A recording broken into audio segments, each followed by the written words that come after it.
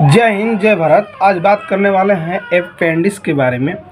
इसको अपेंडिक्स को क्या बोलते हैं? अपेंडिसाइटिस भी बोला जाता है। ठीक है, अपेंडिक्स क्यों होता है, होने का मुख्य रीज़न क्या है, और हो गया तो क्या क्या लक्षण देखने को मिलेगा। ठीक है, इसमें बात करेंगे अपेंडिक्स होता क्यों है। ठीक है, क्या अपेंडिक्स हो गया तो बुखार होगा, क्या दर्द होता है, हाँ ये सब इसको ए से लेकर जेड तक इसके बारे में बात करते हैं। क्या होता है बता दूँ।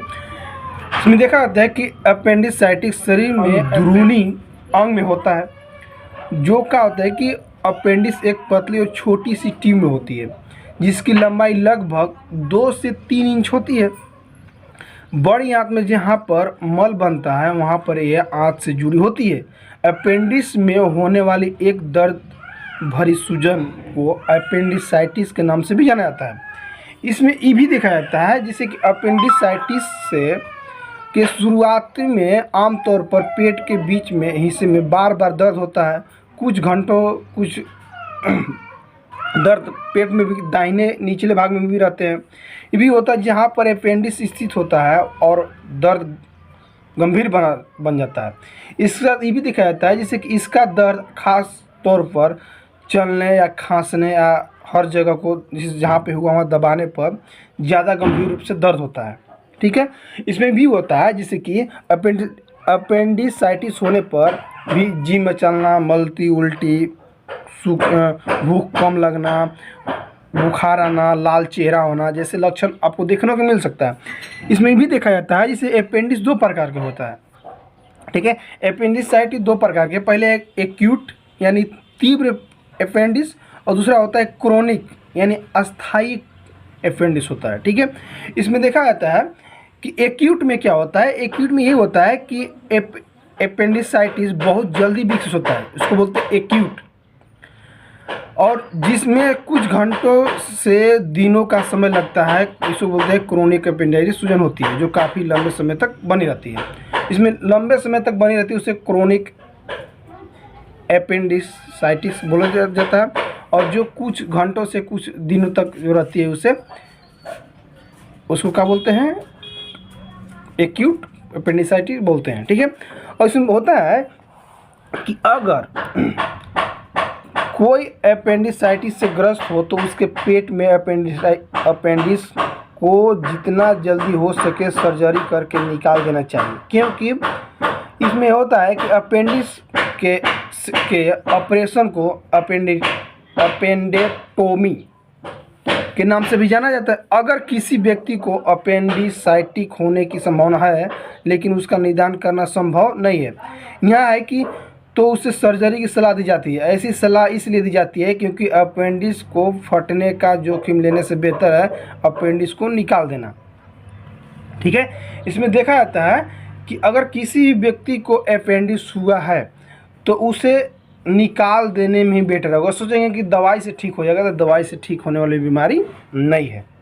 ठीक है, ठीक, इसमें इसीलिए डॉक्टर सलाह देते हैं कि अपेंडिक्स हो गया तो आप चुपचाप निकाल दीजिए, नहीं तो अपेंडिक्स फट जाने पर पूरा शरीर में पॉइजन हो जाएगा, पूरा शरीर पीला नीला भी होने लगता है।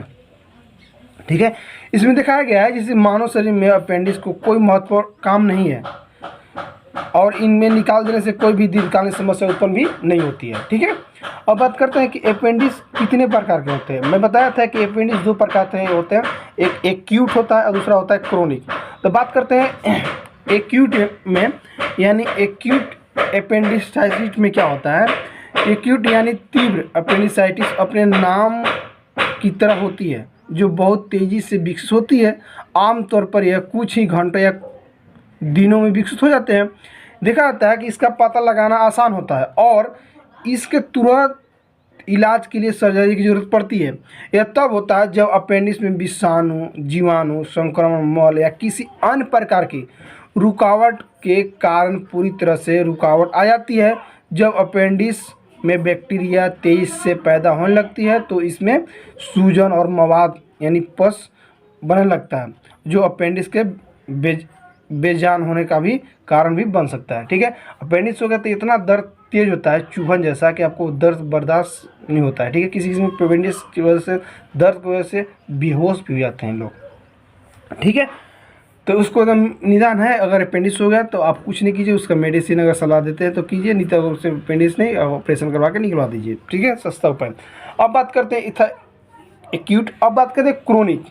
क्रोनिक क्या होता है? क्रोनिक अपेंडिक्स में क्या होता है, इसमें देखा जाता है कि इसमें सूजन लंबे समय तक रहती है, इसमें लंबे समय तक सूजन रहती है। अपेंडिसाइटिस के मामले में यह सिर्फ 1.5% तक ही दर्ज किया गया है। क्रोनिक अपेंडिसाइटिस से अपेंडिक्स में थोड़ा थोड़ा करके रुकावट होने लगती है, जो इसके आसपास ऊतकों में सूजन के कारण भी बन सकता है।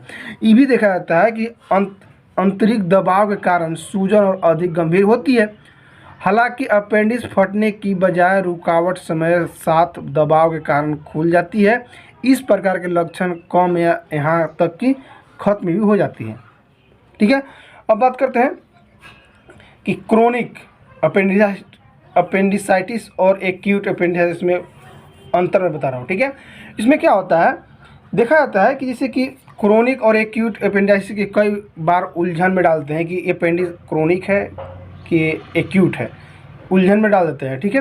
लेकिन देखा है कि क्योंकि ये कई मामलों में क्रोनिक अपेंडिसाइटिस का निदान तब तक नहीं हो पाता जब तक एक्यूट अपेंडिसाइटिस का रूप ना धारण कर पा रहा हो, ठीक है। इसमें देखा जाता है कि क्रोनिक अपेंडिसाइटिस के लक्षण सौम्य यानी कम होते हैं, जो लंबे समय तक रहते हैं और कभी कभी गायब भी हो जाता है दर्द, ठीक है। इसमें देखा जाता है कि तो कभी फिर से दिखने लग जाते हैं, कभी कभी गायब हो जाते हैं, कभी कभी फिर से दिखने लगते हैं। कई बार इसका निदान करने के लिए कई हफ्तों कई महीनों तक भी साल भर भी लग जाता है, ठीक है, इसका जांच करने के लिए, ठीक है। और इसमें देखा जाता है कि जब एक्यूट अपेंडिसाइटिस के लक्षण काफ़ी गंभीर हो तो 24 से 48 घंटे के भीतर अचानक से दिखने लग जाते हैं। एक्यूट अपेंडिसाइटिस को तत्काल इलाज की ज़रूरत पड़ती है। अब बात करते हैं अपेंडिसाइटिस के लक्षण यानी सिम्टम्स, ठीक है। अपेंडिक्स के मतलब लक्षण क्या होता है, इसमें देखा जाता है कि इसके शुरुआती संकेत और लक्षण अक्सर काफ़ी हल्के दिखते हैं, जिन्हें पेट दर्द और भूख कम लगता है, ठीक है। इसमें देखा जाता है कि फिर जैसे जैसे धीरे धीरे अपेंडिसाइटिस बढ़ता है और जो दर्द के एक मुख्य लक्षण बन जाता है, जो प्रभावित जगह तक ही सीमित नहीं रहता बल्कि इसके इर्द गिर्द आंतरिक अंगों में भी फैल जाता है, ठीक है। इसके साथ ये भी देखा जाता है कि रोगी को पूछे जाने पर दर्द की सटीक जगह बताने में मुश्किल होती है। ज़्यादातर लोग दर्द को अपने पेट पर दर्द वाली जगह के चारों तरफ उंगली घुमाते हुए बताते हैं कि यहाँ नहीं, ऐसे से हो रहा है दर्द, जैसे यहाँ पे दर्द हो रहा है ना, वाले पेट से यहाँ ऐसे से कहते हैं, लेकिन एग्जैक्ट ऐसे नहीं कहते कि यहीं दर्द हो रहा है, ठीक है, ठीक, घुमाते हुए बताते हैं। ये भी करते हैं जिससे कि फिर समय के साथ दर्द पेट के निचले हिस्से में स्थिर हो जाता है और मरीज शायद दर्द के सटीक स्थान को पहचान पाने में कामयाब हो जाता है, ठीक है। ये भी होता है कंडीशन। इसके साथ ये भी होता है, अगर ये लक्षण पहले ना दिखे तो अपेंडिसाइटिस का दूसरा लक्षण भूख कम लगना, यहाँ या बढ़कर भी जी मचलना, यहाँ तक कि उल्टी भी लगना बन सकता है। ये भी होता है जिससे सूजन बढ़कर आंतों तक पहुँच जाती है और उनमें रुकावट पैदा भी कर सकती है। ऐसी स्थिति में मलती और उल्टी लगने के लक्षण पैदा हो सकते हैं, ठीक है। इसके साथ क्या होता है, इसे नाभि या पेट के ऊपरी हिस्से में हल्का हल्का पेट दर्द, ठीक, निचले दाएं हिस्से की ओर जाते हुए तेज दर्द हो सकता है, ठीक है। भूख न लगना, पेट में दर्द शुरू होने के बाद मलती और उल्टी होना, पेट में सूजन, फीवर आपको रहेगा 99 to 102 डिग्री फ़ारेनहाइट बुखार रहेगा आपको, ठीक है। पेट के ऊपरी या निचले हिस्से में पीठ या मलाशय में कहीं भी हल्का तेज दर्द, पेशाब करने में परेशानी, पेट में गंभीर ऐंठन, गैस के साथ कब्ज या दस्त की समस्या अपेंडिसाइटिस के पेशाब को प्रभावित कर सकता है, ठीक है। इसमें देखा जाता है अगर किसी व्यक्ति को अपेंडिसाइटिस होने का संदेह मात्र हो तो उसके जुलाम की गोलियां नहीं ले देनी चाहिए, ठीक है। किसी अगर व्यक्ति को अपेंडिसाइटिस के लक्षण अगर दिखने रहे हो या अनुमान हो तो उससे जो जुलाम की गोलियां होती है उसे नहीं देना चाहिए। क्या होता है कि अपेंडिसाइटिस को प्रभावित व्यक्ति अगर जुलाम की गोलियां को ले ले तो अपेंडिक्स फट भी सकता है, ठीक है। फट गया तो फिर आपको दिक्कत होने लगता है, ठीक है। अब इसमें क्या होता है कि जैसे अगर इन लक्षणों के साथ अगर आपके पेट में दाहिनी तरफ कोमलता महसूस हो रही हो तो तुरंत डॉक्टर के चेकअप करवाएं, डॉक्टर से तुरंत जाकर चेकअप करवाएं, ठीक है। फिर अपेंडिसाइटिस को बहुत जल्द आपातकालीन चिकित्सा का रूप भी बन सकता है, ठीक है। में तुरंत ही वो इन्फेक्शन की वजह से भी स्वेलिंग हो जाता है, उसकी वजह से भी मवाद भी बढ़ जाता है, पस बढ़ जाता है, जिससे फटने के भी चांसेस हो जाते हैं। अब बात करते हैं कि अपेंडिक्स होने के मुख्य रीजन क्या है, अपेंडिक्स होता कैसे है, क्यों होता है, ठीक है, इसके बारे में बता दूँ। इसमें देखा जाता है कि मुख्य कारण क्या होता है कि अपेंडिक्स किसी भी उम्र के व्यक्ति को हो सकता है, ठीक है। अपेंडिक्स किसी भी उम्र के व्यक्ति को होने पर क्या होता है, ज़्यादातर क्या होता है कि कॉमन एज में चिल्ड्रेन एंड मेल के ज़्यादा होता है, ठीक है। चिल्ड्रेन को होता है और मेल के अपेंडिक्स होने के चांस ज़्यादा होते हैं, ठीक है। देखा जाता है जैसे कि ऐसा माना भी जाता है कि अपेंडिसाइटिस तभी होता है जब सीक्म एक थैली होती है जो छोटी आंत और बड़ी आंत में मेल से जुड़ी होती है। इसमें खुलने वाले अपेंडिक्स का रास्ता एक छिद्र बंद हो जाता है या रुकावट अपेंडिक्स के अंदर एक मोटा बलगम जैसा द्रव बनने के कारण या मल जो सीकम से अपेंडिक्स के अंदर चला जाता है उसके कारण हो सकती है। यह द्रव या मल कठोर होकर पत्थर की तरह मजबूत बन जाते हैं जो फंसकर छिद्र को बंद कर देता है। इस पत्थरनुमा चीज़ को फेकिलिथ कहा जाता है, ठीक है। इसमें भी देखा जाता है जैसे कि इसके अलावा कई बार अपेंडिक्स में लसिका ऊतकों यानी लैसिटिक टिश्यू में सूजन आ जाती है और वे फैल कर छिद्र को बंद कर देते हैं। अपेंडिक्स में बैक्टीरिया समान रूप में पाए जाते हैं लेकिन रुकावट होने के बाद कई गुना ज़्यादा बढ़ भी जाते हैं, ठीक है।